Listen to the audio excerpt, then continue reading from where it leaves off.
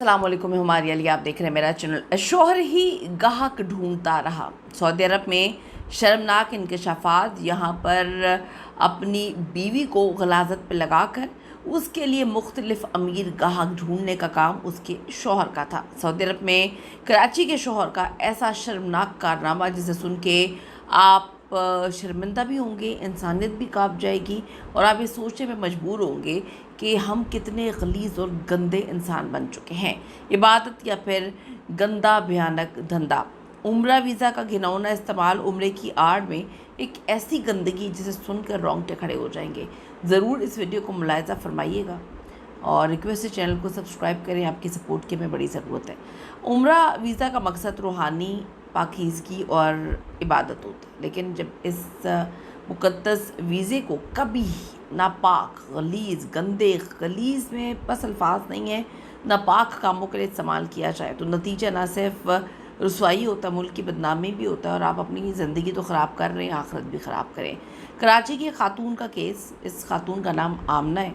یہ اس وقت منظر عام پر آیا ہے جب اسے سعودی عرب میں جسم فروشی کے الزام میں گرفتار کیا گیا۔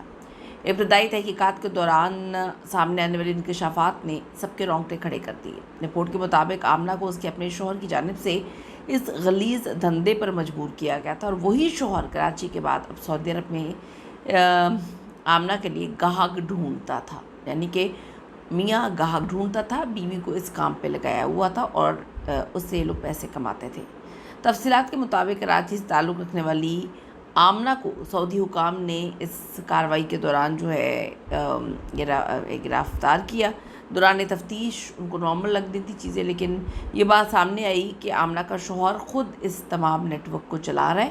وہ کراچی میں بھی اپنی بیوی سے یہ کبھی غلیظ گندا کام کروایا کرتا تھا، اور پھر زیادہ پیسے کمانے کے لالچ میں اس نے عمرہ ویزے کا سہارا لیا۔ شوہر خود سعودی عرب میں موجود گاہکوں سے رابطے کرتا، ان سے رقم طے کرتا اور آمنہ کو مختلف مقامات پر بھیجتا، مختلف ہوٹلز میں بھیجا کرتا۔ سعودی جو سیکیورٹی ادارے ہیں، جب اس نیٹ ورک کو انہوں نے ٹریس کیا تو حیران کن اور بلکہ شرمناک قسم کے حقائق سامنے آئے ہیں۔ ہائے اللہ! یہ کوئی پہلا واقعہ نہیں ہے۔ اکثر لوگ سوال کرتے ہیں کہ سعودی عرب کی جانب سے پاکستانیوں کے جو عمرہ یا وزٹ ویزوں پر اتنی سختی کیوں ہے، وہاں پہ کام بھی نہیں ان کو زیادہ ملتا، یا ویزے کیوں بند کر دیے جاتے ہیں؟ تو اس کی وجہ یہ بھیانک کارنامے ہیں۔ سب سے پہلے گداگدی۔ اس سے قبل سعودی حکام نے کئی گروہ پکڑے تھے جو عمرے ویزے پہ جا کر وہاں پہ مختلف شہروں میں بھیک مانگا کرتے تھے، اور پاکستان میں ان کے لاکھوں کے گھر تھے۔ پھر منشیات کی اسمگلنگ بہت زیادہ کرتے ہیں، انسانی اسمگلنگ بہت زیادہ کرتے ہیں، عمرے ویزے کو غیر قانونی طور پر مقیم اور بارڈر کراسنگ کے لیے استعمال کرتے ہیں۔ جسم فروشی۔ اب عمرہ ویزے کی آڑ میں بھیانک اور غیر اخلاقی دھندے انہوں نے شروع کر دیے۔ مطلب آمنہ کا شوہر اپنی بیوی کے لیے گاہک ڈھونڈا کرتا تھا۔ اس سے گندی غلیظ بات کیا ہوگی؟ مطلب ہم کس معاشرے میں رہ رہے ہیں؟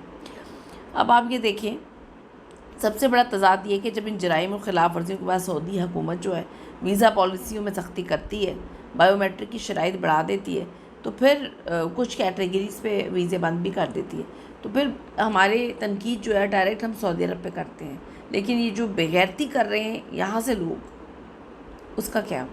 تو ہم یہ بھول جاتے ہیں ہر ملک کے اپنے قانون ہوتے ہیں اور چیزیں ہوتی ہیں۔ مجھے بڑا دکھ ہوا کہ مجھے نہیں پتا اس عورت پہ کیا بیتی ہوگی، وہ اپنی مرضی سے سب کچھ کر رہی ہے، خوش ہو کے کر رہی ہے، پیسہ اتنا زیادہ مل رہا ہے، پیسے کی لالچ ہے، لیکن اب وہ پکڑی گئی ہے تو وہ کہتی ہے میں مجبور ہوں۔